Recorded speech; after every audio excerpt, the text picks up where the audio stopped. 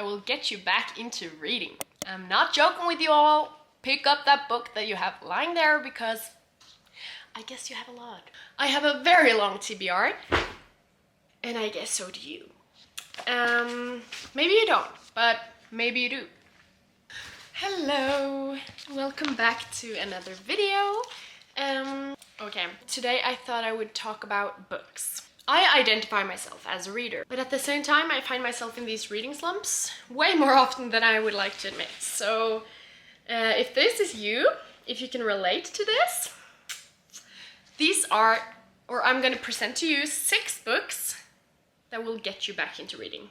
I'm positive. All of them are very short, so you won't feel overwhelmed. Okay, so the first book that I have on my list is Doppler by Alan Loe. So this is a book that I remember reading from high school, but it has stayed with me. So in one sentence, it is about a man who leaves his family to live in the woods with a baby elk. Yes, it does sound ridiculous and extremely odd. And I mean, it kind of is, come to think of it. But with this story, he manages to explore the need and the pressure of being good at something. The good girl syndrome, the good girl complex, whilst also discussing modern society with a very darkly comic reflection. To say it is a funny book is simply an understatement. And I'm positive that this book will get you out of your reading slump. Just trust me. I mean, why would you? I'm just a girl on the internet. Why would you trust me? But yeah, I mean it. I think that this book would get you out of a reading slump if you tried. So, the second book that I have is The Days of Abandonment. Abandonment by Elena Ferrante, my favorite author. I don't know why I did that, but yeah. This next book completely consumed me. I remember reading this book front to back in one sitting. Yeah, it was extremely captivating, and it felt like it felt like the only way to get out of the story was by reading through it. I don't know if that makes sense, but you kind of had to read. You were just like, yeah. So long story short, it is about a woman who gets abandoned by her husband and is then trapped inside the 4 walls of her apartment with her kids during a heat wave. And then she's like forced to confront her own demons, kind of. It's chaotic, it's intense. It kind of felt claustrophobic reading it. Yeah, it did. Claustrophobic. I think that's a very good word to describe the book. I highly recommend it, in spite of that, but yeah. Easy to read, and it's a great book to get back into reading for sure. The 4th book is the book Who Have Never Known Men by Jacqueline Harpman. Okay, so you've probably seen this book on TikTok or YouTube or wherever, but I will mention it anyways because it's so good. And I, to this day, keep thinking about it. The book centers around a young girl and 39 other women who are trapped inside a dark, mysterious bunker. Kind of reminds me of Platons hulelignelse, which is like the allegory of the cave. The Greek philosopher Plato.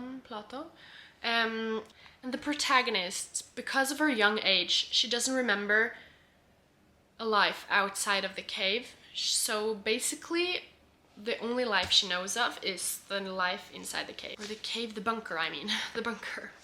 So the women, the 40 women, neither know how long they've been in the bunker, nor how long they have left in the bunker. So this book is really as captivating as it sounds, which is wow. And I simply couldn't stop reading it when I had started, basically. I would say it's deeply thought-provoking, and it's very short. It's like very short. So yeah.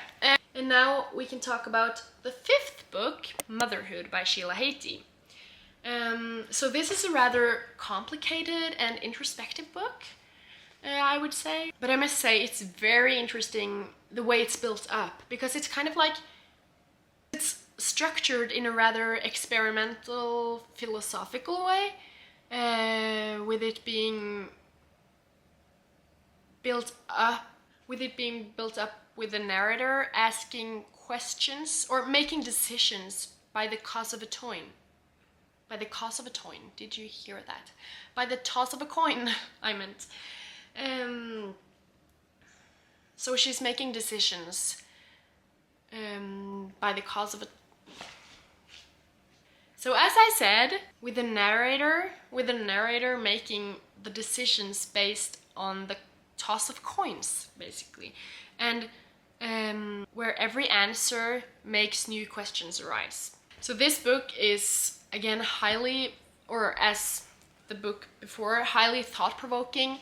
And I kind of sometimes wish that I hadn't read it.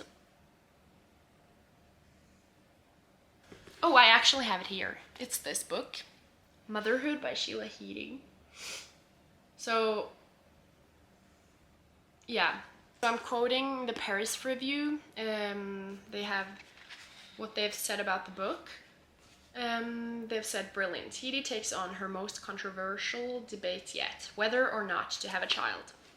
So the sixth and final book on my list on how to get out of the reading slump is a very easy read. It's The Seven Husbands of Sheila Heti? No. The Seven Husbands of Evelyn Hugo by Taylor Jenkins Reid? Taylor Jenkins Reid? I don't remember. But Taylor Jenkins Reid, I guess. So this is the very last book on my list, and it is a very easy read. You've probably heard about this one or seen it around in bookstores or maybe even read it, I don't know. So the book it's just as simple as it's funny, and I find it a very good book to get back into reading.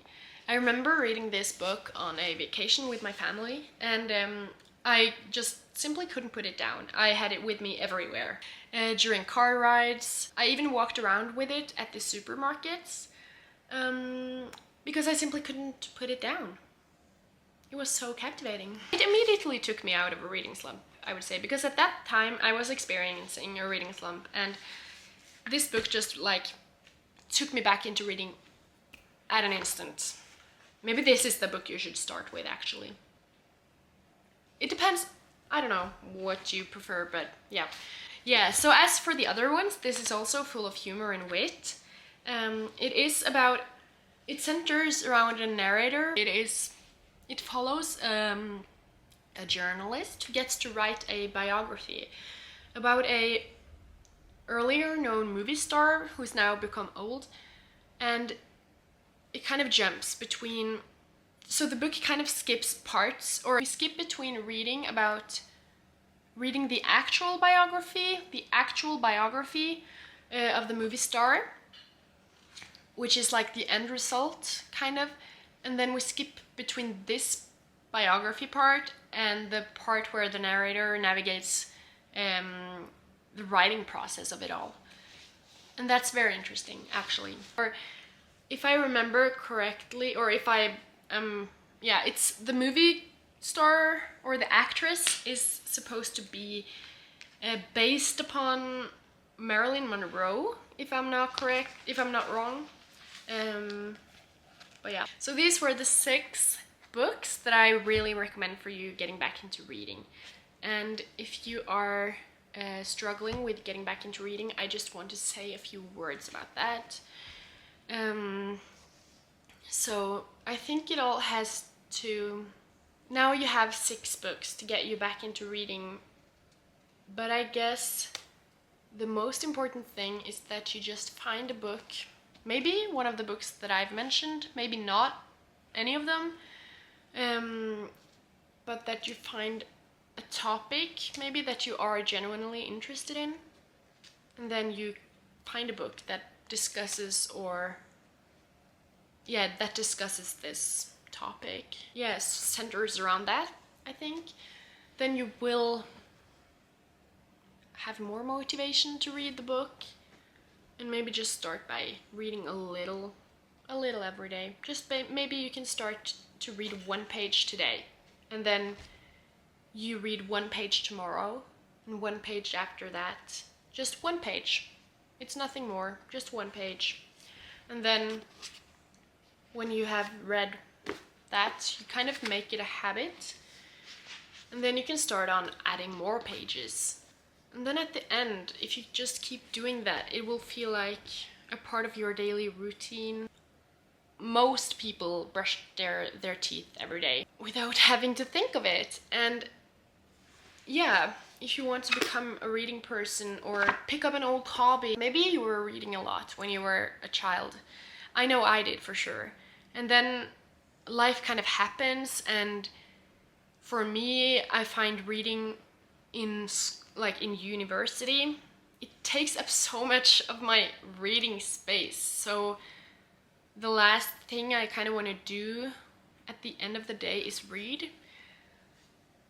But then I kind of forget how much joy it gives me to read, and I overestimate the process, like the process of reading. I overestimate how hard it can be, because it's not hard actually, but I kind of make it a big deal in my head. So my pro tip for that would be making it smaller and not thinking thinking too much into it, not putting too much into it, and just start by reading 1 page. A little goal, something that you can do. Maybe for you it is 100 pages or 20 pages or whatever, but if you're just make yourself a task that is something that you actually genuinely think that you can do. And then you will do that. And if you won't do that, then you know the goal is too big, or the task is too big for you. So then you make it smaller. It's as simple as that. So I would recommend you starting with The 7 Husbands of Evelyn Hugo, because it's so easy and funny. And then maybe you can go to, start with one of these. Doppler by Erlend Loe, The 7 Husbands of Evelyn Hugo, and what was it called in English? It's called Full Spredning in Norwegian, but Natural Causes by Nina Lykke. These are the 5 easiest reads, I would say, of all these books, of all of the 6 books. And then I would go to read the other ones, which are actually shorter than the other ones, but they are, or I don't know. But then I would go on to read the other 3, maybe. But pick whatever sounds most interesting to you. That's the main tip. But if you don't know where to start, I would say these 3: Doppler by Erlend Loe, Natural Causes by Nina Lykke, and The 7 Husbands of Evelyn Hugo. One of these will get you back into reading, I'm positive. And the other ones: I Who Have Never Known Men, Motherhood by Sheila Heti, and The Days of Abandonment. These are a little more complicated books. Not complicated, but they are a little more complex and deep, I would say. So yeah, wait with those if you're not sure where to start. I think that's it for this video. And yeah, thank you so much for watching, and I'll see you in my next video, hopefully. Bye!